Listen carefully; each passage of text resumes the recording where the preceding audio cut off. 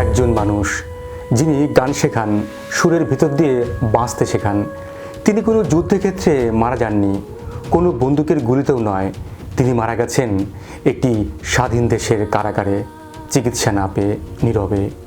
কথা বলছি পাবনার সঙ্গীত শিল্পী প্রলয় চাকির মৃত্যু নিয়ে।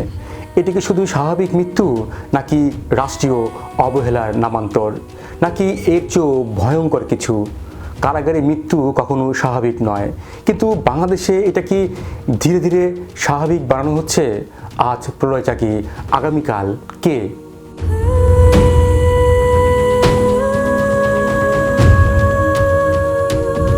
গান সবাই শুনেছে,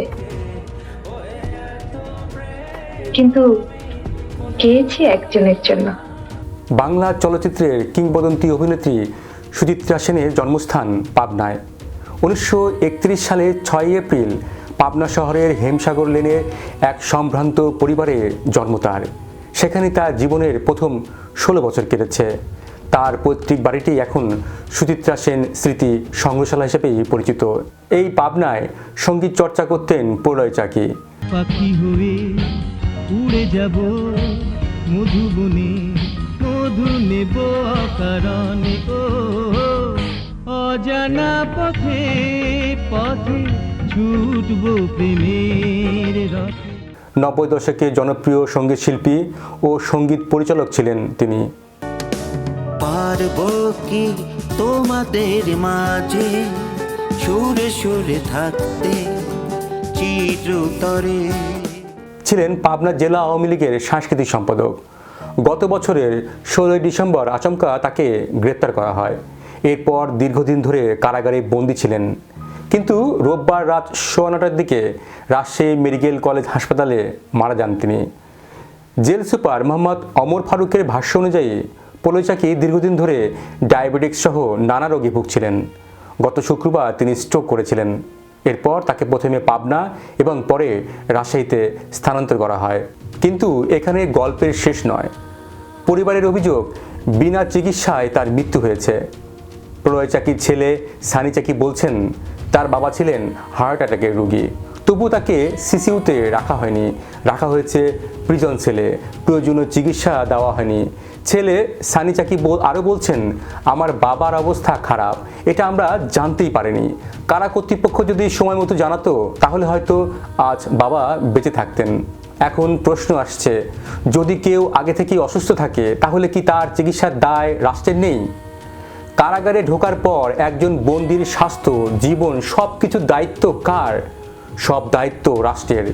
বাংলাদেশের সংবিধান অনুযায়ী কারাবন্দিরও জীবনের অধিকার আছে। তাহলে কেন একজন স্ট্রোক ও হার্টের রোগীকে সিসিউর বদলে প্রিজন সেলে রাখা হলো? এটা কি শুধুই ব্যবস্থাগত অবহেলা, নাকি রাজনৈতিক পরিচয় বা ধর্ম পরিচয় এখানে বড় হয়ে উঠেছে? পাবনার বনমালী শিল্পকলা কেন্দ্রে নিয়মিত সঙ্গীত পরিচালক ছিলেন প্রলয় চাকি। তার ছাত্ররা তাকে চিনত একজন শিক্ষক হিসেবে, একজন শিল্পী হিসেবে। সঙ্গীত শিল্পী তপন চৌধুরী, কুমার বিশ্বজিৎ, দিনাত জাহান মুন্নি, বাপ্পা মজুমদার, কবির বকুল সকলেই তার মৃত্যুতে শোক প্রকাশ করেছেন। তাহলে প্রশ্ন, শুধু আওয়ামী লীগের ট্যাগ দিয়ে একজন শিল্পীর পরিচয় এত সহজে মুছে ফেলা সম্ভব?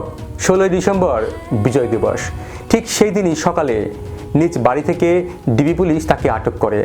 পরে বৈষম্য বিরোধী ছাত্র আন্দোলনে হামলার মামলায় তাকে গ্রেপ্তার দেখানো হয়। ইতিহাস জানে ডিসেম্বর মাস এই ভূখণ্ডে শুধু উৎসব নয়, এটি একটি শোকেরও মাস।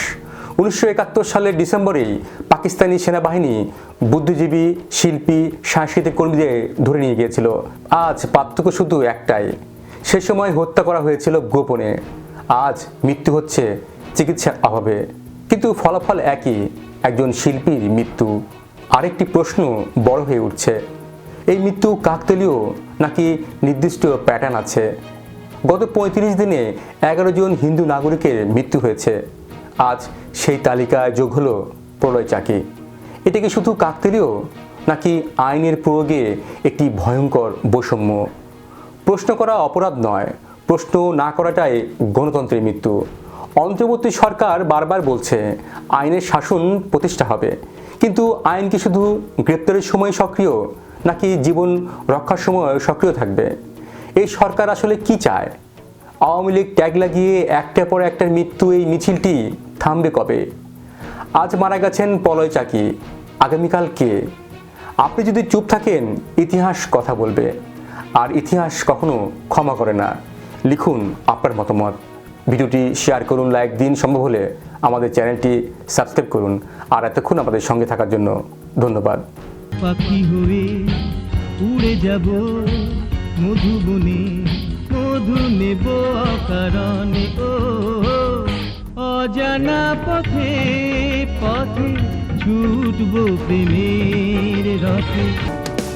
পারবো কি তোমাদের মাঝে সুরে সুরে থাকতে চিরতরে?